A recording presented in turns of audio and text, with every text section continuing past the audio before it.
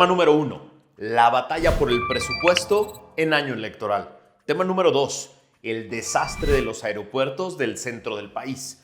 Tema número 3, el jueves 7 de septiembre inicia el proceso electoral 2024. Estos son los 3 temas que vamos a ver el día de hoy en el episodio número 103 de Factor Kaiser. Como ya viste, es una semana crucial. Inicia el proceso electoral 2024. Vienen muchos temas que tenemos que discutir. Viene una gran decisión para ti.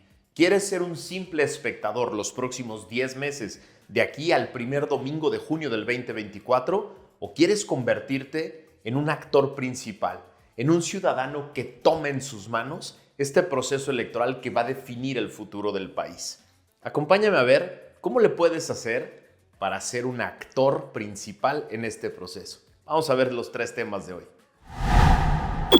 Tema número 1. La batalla por el presupuesto del año electoral. El pastel presupuestal se hace chico, cada vez más chico. Y todos quieren una rebanada de ese pastel para las elecciones del año que entra. Primero, en una nota del periódico Reforma del día de hoy, nos enteramos de que al cierre del pasado mes de julio, el déficit público ascendió a 473,000 millones de pesos, un incremento real del 106%. Esto fue resultado del incremento del gasto, al tiempo que los ingresos se han quedado estancados, según nos muestran las cifras de la Secretaría de Hacienda. En el periodo, el gasto público se ubicó en 4,592,000 millones de pesos, pero los ingresos netos no alcanzaron a cubrirlo, ya que ascendieron a 4,103,000 millones de pesos. Los ingresos cayeron marginalmente, en 0,1% respecto al mismo periodo del 2022, como consecuencia de menores ingresos petroleros y una caída en la recaudación del IVA, que ha sido afectado, entre otras cosas, por la apreciación del tipo de cambio, sí, ese que tanto presumen. Si bien los ingresos petroleros mostraron una mejoría, tuvieron una reducción anual del 22,5% al sumar 626,000 millones de pesos. ¿Por qué? Porque vendemos el petróleo en dólares y recibimos menos pesos. Con ello, quedaron 179,000 millones de pesos por debajo de lo estimado por el gobierno federal. En tanto, los ingresos por el cobro del IVA sumaron 727,000 millones de pesos, 8,9% menos que los reportados el mismo lapso del año pasado. Mientras que el gasto creció 4,9% a tasa real anual, en buena medida por un mayor costo financiero de la deuda y mayores subsidios. El costo financiero de la deuda se ubicó en 608,000 millones de pesos, un incremento real del 25,9% al cierre de julio pasado. En este contexto de menos ingresos y más presiones de la deuda y un tipo de cambio que hace más pequeños los ingresos petroleros, viene la gran batalla por el presupuesto que se ejercerá en pleno año electoral. El presidente y su partido en el Congreso ya amenazaron, por ejemplo, al Poder Judicial de que les van a poner un raspón inconstitucional a sus ingresos. Es inconstitucional porque la Constitución establece la facultad autónoma del Poder Judicial para determinar su propio presupuesto. El señor López lo sabe. Se lo han explicado de varias maneras, muchas veces, cada año, pero no le importa porque se trata de un mensaje y de una necesidad. El mensaje es que si te metes con él, se va a desquitar con la lana. La necesidad es que en año electoral necesitará de mucho flujo de dinero que ya no tiene, como ya vimos, para llenar las cuentas de débito de su mercado electoral. La misma amenaza recaerá sobre otros órganos autónomos y sobre estados y municipios. El presidente y Morena tratarán de trasquilar a todo órgano, entidad o institución que puedan para que en año electoral puedan hacer varias de las siguientes 5 cosas. 1. Llenar las cuentas de débito de su mercado electoral a través de sus programas sociales. 2. Llenar de dinero sus obras emblema para hacer varias fiestas de inauguración con tintes electorales llenas de fotos y llenas de celebración. 3. Seguir subsidiando la luz y la gasolina para poder presumir que su política energética es un éxito, que no lo es. 4. Llenar de dinero a sus gobernadores y a sus presidentes municipales, los de Morena, para que le desvíen a campañas de su partido. 5. Mantener el gasto en programas estratégicos como los del campo y otros subsidios para mantener contentos a sus aliados electorales. Todo eso cuesta un dineral que no tiene y que tratará de inventar y sacar de donde pueda. La batalla será brutal. ¿Qué hubiera hecho un buen presidente? Un buen presidente estaría alejado del proceso electoral. porque estaría gobernando para todos los mexicanos y no solo para promover los intereses de su partido. Así, un buen presidente se ocuparía de maximizar el presupuesto existente en las necesidades más apremiantes de toda la población, como la salud, como la seguridad, la contención de la violencia o el combate a la pobreza. Eso haría un buen presidente, uno que sabe que en la democracia el titular del Ejecutivo gobierna para todos, mientras los partidos son los que dan la batalla electoral. Tema número 2. El desastre de los aeropuertos del centro del país. Una tormenta de pésimas decisiones invade al que pretendía ser un sistema de aeropuertos del centro del país. Por un lado, el Aeropuerto Internacional de México, el Benito Juárez, se cae a pedazos, porque el impuesto conocido como TUA, que es la tarifa de uso de aeropuerto, que nos cobran a ti y a mí y a todos los pasajeros cada que volamos desde ahí, en lugar de estarse destinando a mantener en pie y en buen funcionamiento a este aeropuerto, se destina al pago de los bonos que financiaban, sin gasto público, la construcción del NAIM, del nuevo aeropuerto de Texcoco, que se canceló por capricho. Ayer nos enteramos, en una nota de la plataforma Expansión, que la calificadora de riesgos Fitch Ratings cambió de estable a negativa la perspectiva de estos bonos del aeropuerto cancelado, también conocido como bonos MEXCAT, Mexico City Airport Trust, debido al recorte de operaciones del Aeropuerto Internacional de la Ciudad de México, el AICIM, que reducirá su flujo a fuerza de pasajeros y, por ende, su capacidad de captar TUA, de la que depende el pago de esta deuda. Fitch considera que la segunda reducción en el tope de operaciones por hora de 52 a 43 también puede exacerbar el riesgo de refinanciamiento de los bonos que vencen en 2026 y en 2028 por un monto total de $1,400 millones, el costo del capricho de la cancelación. La firma explicó que la calificación y perspectiva reflejan la falta de solución efectiva para atender la congestión de pasajeros y la incertidumbre respecto al impacto que tendrá el Chaifa en la generación de nuevos ingresos. El alza de estos riesgos ha resultado en la baja de la perspectiva de varios aspectos de gobernanza corporativa y social. El Chaifa no levanta y por eso el gobierno recurre a la extorsión. Gracias a una columna de Carlos Matienzo en Reforma, sabemos hoy que desde el 1 de septiembre de 2023, por instrucciones del gobierno, todas las operaciones aéreas de carga del Aeropuerto Internacional de la Ciudad de México deben mudarse sin excepción al Chaifa. Sí.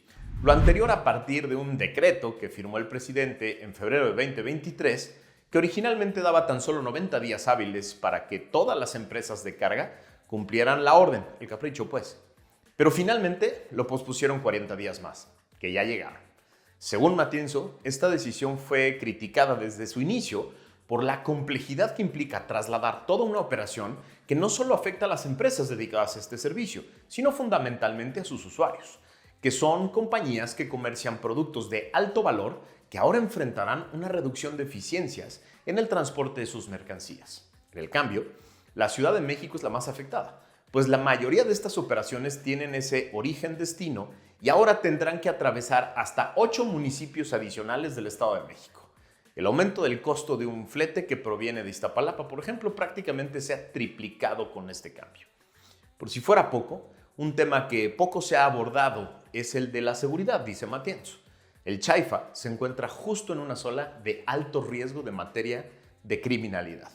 Como cereza en el pastel, hoy nos enteramos de que el fallido aeropuerto de Toluca será el nuevo juguete del ejército mexicano, dando un paso más en la hipermilitarización de este país. Los afectados, tú y yo, todos los que utilizamos el Aeropuerto Internacional de la Ciudad de México, que no solo tenemos que soportar el espantoso y permanente olor a baño sucio en todo el aeropuerto, los pésimos servicios y los constantes retrasos, sino que, dicho por las propias empresas afectadas y por expertos, ahora tendremos que pagar boletos más caros y sufrir más retrasos y más complicaciones.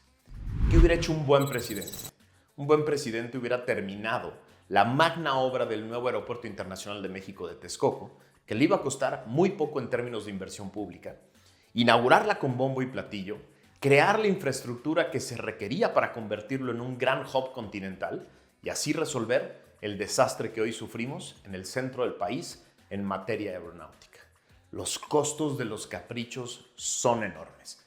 La buena noticia es que con un nuevo gobierno que tenga claridad sobre lo que debe hacerse para resolver este problema, podemos reconstruir esa magna obra y podemos rehacer el hub continental y la esperanza de inversión que todo esto implicaba. Sí se puede reconstruir. Podemos hacerlo bien. Está en tus manos la decisión. Tema número 3. El jueves 7 de septiembre inicia el proceso electoral 2024. Este jueves, 7 de septiembre, arranca formalmente el proceso en el INE. Este instituto electoral tiene que preparar toda la estructura para registrar candidatos de los partidos, seleccionar y capacitar funcionarios de casilla, ubicar los lugares en los que se instalarán más de 170,000 casillas en todo el país que van a requerir a más de 1.5 millones de ciudadanos bien capacitados. También tienen que preparar todo el material electoral, una boleta por cada ciudadano que puede votar en cada una de las elecciones en juego. Preparar los sistemas de captura de resultados, de monitoreo del comportamiento de los partidos y un largo etcétera. Hay 1000 cosas que hacer en el INE a partir del jueves. El año que entra se eligen 3.528 puestos de elección popular. Un presidente, 128 senadores, 500 diputados federales, 9 gobernadores, Ciudad de México, Jalisco, Tabasco, Chiapas, Morelos, Yucatán, Guanajuato, Puebla y Veracruz. 1.796 presidencias municipales en 30 estados y 1.094 diputaciones locales en 31 entidades. Seremos más de 97 millones de ciudadanos con credencial de elector que podemos votar. Los chilangos, por ejemplo, vamos a tener 6 boletas en nuestras manos para elegir presidente, jefe de gobierno, alcalde, senadores, diputados federales y diputados locales. La jornada electoral será el domingo 2 de junio de 2024. Esto quiere decir que tenemos 10 meses para prepararnos como ciudadanos para participar activamente en este proceso. Tenemos 2 opciones. Opción 1, ser espectadores. Esperar 10 meses a que los partidos decidan todo. Los candidatos, los métodos, la agenda, los proyectos de gobierno, formas de acercarse a los ciudadanos y las formas de rendir cuentas. O 2, ser actores. Participar desde hoy activamente en estas 6 cosas para contribuir en la configuración de las boletas. Se perfila una elección de 2 grandes coaliciones. Por un lado va a estar la coalición gobernante, que propone no cambiarle nada a la ruta que lleva hoy el país y el gobierno, y los programas y proyectos que ya vimos durante 5 años. Esa es la opción 1. Por el otro lado se perfila una coalición similar a la elección intermedia del 2021, pero ahora con un componente nuevo: la participación activa de ciudadanos a través de métodos innovadores que transforman la elección interna. Una de las características más importantes de esta elección es que prácticamente está asegurado que una mujer será presidenta de México. Claudia Sheinbaum o Xóchitl Gálvez. Ellas serán las nuevas ejes de la discusión política en México y serán una gran influencia en la configuración de las propuestas que se harán en cada campaña, el tipo de campañas que se van a hacer, los candidatos y los diferentes puestos que se van a elegir, así como la creación de alianzas con grupos de la sociedad. ¿Cómo puedes ser tú actor en este proceso histórico? 5 cosas. 1. Los básicos. Tener tu credencial de elector vigente y actualizada, con los datos de donde vives hoy, para que puedas votar en tu casilla, no en la de alguien más. Desde hoy, además, apartar el primer fin de semana de junio para quedarte en tu casa y no planear ningún tipo de viaje. Estar listo, además, para participar si eres llamado en el sorteo como funcionario de casilla. 2. Estar bien informado. No solo de los distintos temas de la realidad mexicana, para que puedas hacerle rendir cuentas a quienes hoy gobiernan con tu voto, pero también informado de las y los candidatos que se están postulando para los distintos cargos, de su historial, del historial de cada uno de los partidos que representan, las alianzas que tienen con otros grupos, con quién se llevan, de parte de qué grupo vienen. Tercero, definir tus causas. ¿Cuáles son los temas que más te importan? ¿Cómo quieres que esos temas sean abordados en las campañas por los distintos partidos y candidatos? ¿Qué les vas a exigir en torno a esos temas que son tu prioridad? 4. Activarte. Forma parte de los distintos grupos, chats, redes y organizaciones que hoy ya están discutiendo estos temas que te interesan y forman parte de las discusiones que van a convertirse en propuestas de partidos. Y 5. Convertirte en promotor. No solo definas tu postura, promueve el voto, mueve a otros, hazte responsable de que 5 personas que no iban a ir a votar lo vayan a hacer. Convence a otros de tus causas y genera conciencia en otros de la importancia de esta elección. Es un gran momento para hacer estas 5 cosas. Es un gran momento para convertirte en un gran promotor del voto. 97 millones de personas van a tener una credencial de elector. No dejemos que solo la mitad de ese grupo de mexicanos decida sobre todos nosotros. Hagamos que el año que entra, el 2024, el primer fin de semana de junio, sea una gran fiesta cívica. Que seamos decenas de millones de mexicanos los que salgamos a decidir, a definir el futuro de México. Es importantísimo. Hay que empezar desde hoy. Tenemos 10 meses para preparar esas boletas, para que en esas boletas estén los candidatos que tú querías, para que en esas boletas estén los temas y la agenda legislativa que tú querías, para que en esas boletas estén tus causas, las tuyas, las que tú quieres, las que van a mejorar tu colonia, tu entorno, tu alcaldía, tu municipio, tu estado. Es un muy buen momento para hacerlo. Sí se puede, ya lo vimos.